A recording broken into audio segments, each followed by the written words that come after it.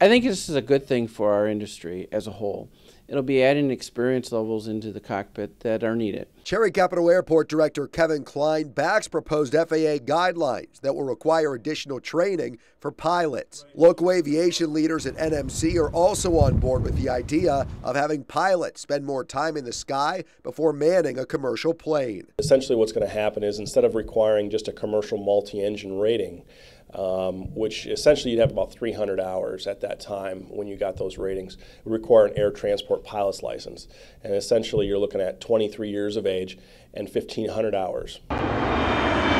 Under the new guidelines, commercial planes will have 2 pilots in the cockpit certified with an air transport license. Currently, only the captain is required to have one. For the traveler, for the consumer, this is good. I think the majority of aviation supports this. It's raising the standard. It's increasing the expectation, and I think it's really good for the consumer that they have higher qualified people in the cockpit. Additional pilot training benefits more than just the traveler. Aviation schools like the one at NMC are seeing an increase in enrollment as pilots look to spread their wings and expand their education. Aware of the looming guidelines, NMC's fall enrollment was up 80% over last year. And as the demand for commercial pilots increases overseas, NMC's numbers are expected to grow and pilot wages will follow. Pilots now are in demand.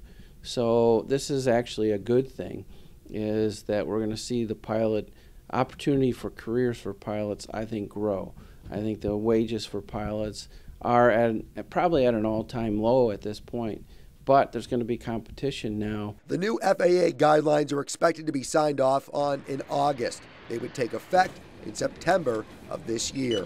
For 7 and 4 News, I'm Brody O'Connell.